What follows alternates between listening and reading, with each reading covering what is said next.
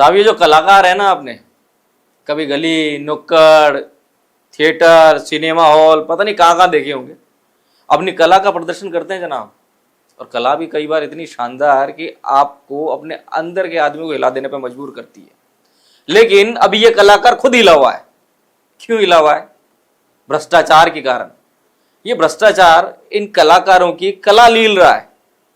अब ये क्या माजरा है, इसके लिए आपको चलना पड़ेगा जयपुर। जयपुर के जवाहर कला केंद्र में भ्रष्टाचार और अनियमितताओं के खिलाफ कलाकारों ने जोरदार विरोध प्रदर्शन किया है।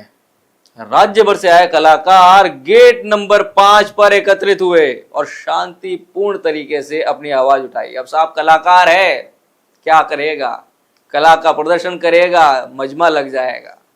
शांतिपूर्ण तरीका अपनाया, अपनी दिल की बात आप तक, जिम्मेदारों तक पहुंचाने के लिए कलाकारों ने महानिदेशक महोदय को ज्ञापन भी सौंपा और सौंपते हुए गंभीर आरोप लगाए। अब क्या उनके आरोप थे ये हम आपको बता देते हैं। उनका कहना था कि 1 सितंबर 2023 की पदोन्नति प्रक्रिया पूरी तरह अवैधानिक बताई गई है। पूरी तरह अवैधानिक, समझ रहे हैं आप। दूसरा है, भर्ती में गड़बड़ी हुई है। क्यूरेटर पद पर अयोग्य व्यक्ति की नियुक्ति कर दी गई है। पिछले 2 सालों में उस व्यक्ति के हस्ताक्षरों से लगभग 18 करोड़ रुपए का खर्च किया गया है जनाब। आंकड़ा देखिए, 18 करोड़ रुपए का खर्च उस व्यक्ति के द्वारा किया गया है जिस पर वित्तीय अनियमितताओं का संदेह है। मतलब बिल्ली को ही दूध की रखवाली सौंप दी गई है, ऐसा कहना है कलाकारों का। एक ही कर्मचारी का 28 साल से लगातार पदस्थ रहना, यह भी भूमिका संदिग्ध है। यह भी कलाकारों के ही आरोप है। कलाकारों का अगला आरोप यह रहा कि म्यूजियम पिछले 10 सालों से बंद है, फिर भी क्यूरेटर को वेतन और भत्ते जारी किए जा रहे हैं। सब ये तो वो रही जो कलाकारों ने आरोप लगाए, उसकी हमने बात कर ली। अब कलाकारों की मांग क्या है ये भी सुन लीजिए। इन सभी कलाकारों ने कहा है कि मामले की जांच CAG, SEB या किसी स्वतंत्र एजेंसी से कराई जाए। जांच पूरी होने तक दोषी अधिकारियों को हटाया जाए।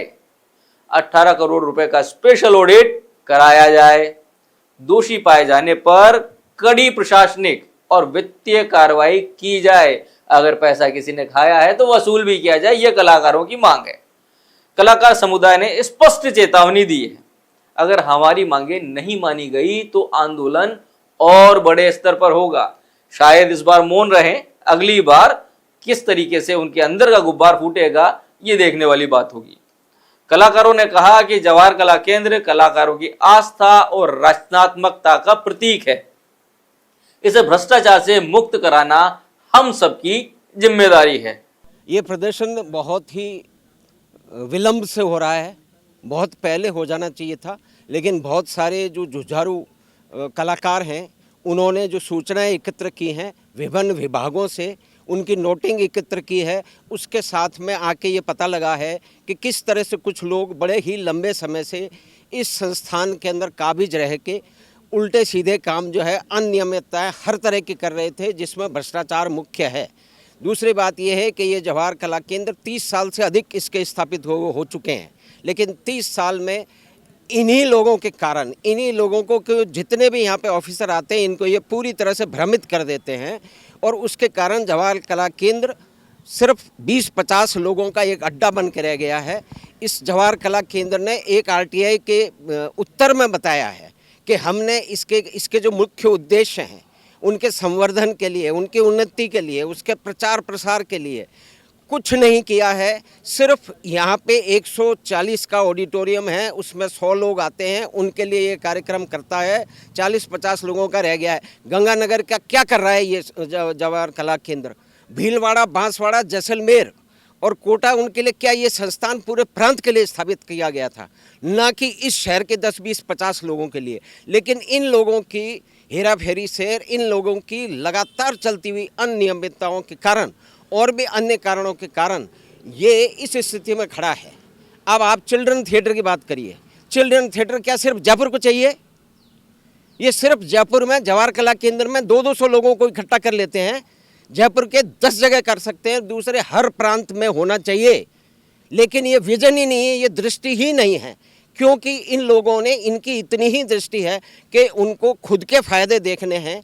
जो लोग यहाँ पे 1-1 साल के कॉन्ट्रैक्ट पे आए थे, आज 20-20 साल तक जोंक बन करके इस संस्था को चूस रहे हैं, इसको भ्रमित कर रहे हैं, सारे प्रशासन को और सभी लोगों को भ्रमित कर रहे हैं। कुछ लोगों की तालियां बटोर रहे हैं। 10-20-50 लोग हैं, वही कार्यक्रम करते हैं, वही दिखाते हैं, वही देखते हैं। तो इसमें अगर संविधान के ऊपर इसको लागू किया जाए, जिसके अंदर हर क्षेत्र के पूरे प्रांत से और कुछ बाहर के भी, और अलग इसके संविधान में लिखा हुआ है कि 8 या 7 जो हैं वो अलग अलग जियोग्राफिकल क्षेत्र हैं। जवाहर कला केंद्र को क्या मालूम कि जैसलमेर में कौन किस विधा में क्या काम कर रहा है।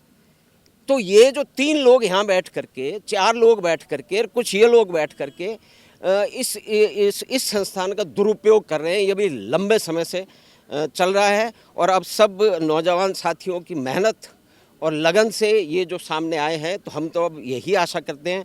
माननीय मंत्री जी को आज ये ज्ञापन भी हमने दिया है, उनसे प्रार्थना की है कि संविधान को लागू करवाएं, तो अधिकतर सभी समस्याओं का समाधान हो पाएगा। यही जैसा कि ये मूल बात जो अभी सर ने बताई है, इसके जो मेन ये सारी चीज़ें पकड़ में कैसे आई और ये प्रॉब्लम हो क्यों रही है।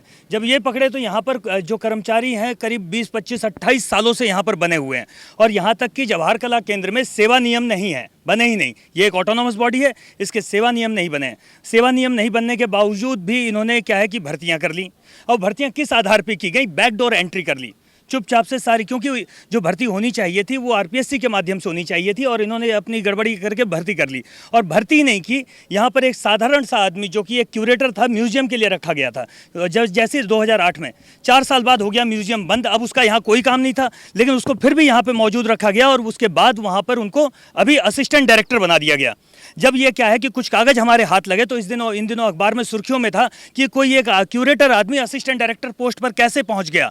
तो ये सारी धांधली हो रही है और इसके लिए हमने जांच की मांग की और ये प्रदर्शन हमारा इसलिए था क्योंकि इसकी जांच की मांग अभी तक शुरू नहीं हुई है। और वही आदमी जो कि अभी असिस्टेंट डायरेक्टर बन चुका है, उसकी डिग्री जो है उस पर संदेह है, क्योंकि 2 सेमेस्टर का उसने एमए किया है। 2 सेमेस्टर का एमए भारत में कहाँ होता है। फिर वो आदमी हमसे बताता है कि मैंने इंग्लैंड से किया हुआ है, ये कोर्स इंग्लैंड से किया हुआ है, लेकिन वो आदमी पासपोर्ट पे 2 साल का ठप्पा नहीं दिखा रहा है कि 2 साल वाकई में इंग्लैंड में रहा हुआ है कि नहीं रहा हुआ है। क्योंकि कोई अगर 2 साल की मास्टर डिग्री कहीं से किया हुआ है तो अगर वहाँ इंग्लैंड से, तो इंग्लैंड में 2 साल का पासपोर्ट का ठप्पा होना चाहिए वो कोई, और इसकी सारी एक जांच होनी चाहिए तह में। और ये एक आदमी यहाँ पर पुरातत्व विभाग का है, जबकि 97 से लेकर के 2025 हो गया, 28 साल, इतना लंबा डेपुटेशन।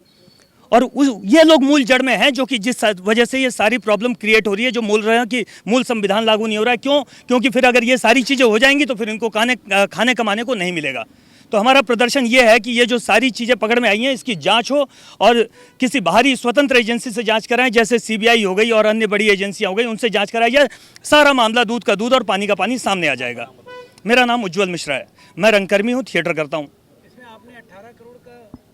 जी, इनका बजट जो है ये करीब अभी जो हमें पता है 9 करोड़ है, उसके अलावा कुछ अतिरिक्त और बजट भी है। ये 9 करोड़ तो कला के ऊपर खर्च करने के लिए बजट है। तो ये 2 साल में कोई एक आदमी जो क्यूरेटर है वो असिस्टेंट डायरेक्टर बन गया, इसका मतलब है सारा बजट उसके हाथ में आ गया कि कैसे खर्च करना है। तो ये 18 करोड़ 2 साल में खर्च हुए हैं। तो किस आधार पे, क्योंकि वो आदमी की भूमिका है ना उसमें खर्च करने की, तो वो आदमी किस तरह खर्च किया, किसको दिया, कैसे हुआ, उसका उपयोग कैसे हुआ, बिल्कुल ये जाँच के दायरे में आना चाहिए। किन लोगों को लाभ पहुँचाया उसने। तो आपको क्या लगता है और आप क्या सोचते हैं, ये भी जरूरी है, क्या जवाहर कला केंद्र में हो रहे इन घटनाओं की सच्चाई सामने आ पाएगी? आपकी राय हमें कमेंट बॉक्स में जरूर बताइएगा। वीडियो को लाइक करें और शेयर करें और चैनल को सब्सक्राइब करना तो आपको बिल्कुल नहीं भूलना है। आपका यही प्यार है जो हमें मोटिवेट करता है इस तरीके की वीडियो लेके आने के लिए। अगले वीडियो में फिर मिलेंगे, तब तक अपना ध्यान रखिए। नमस्कार।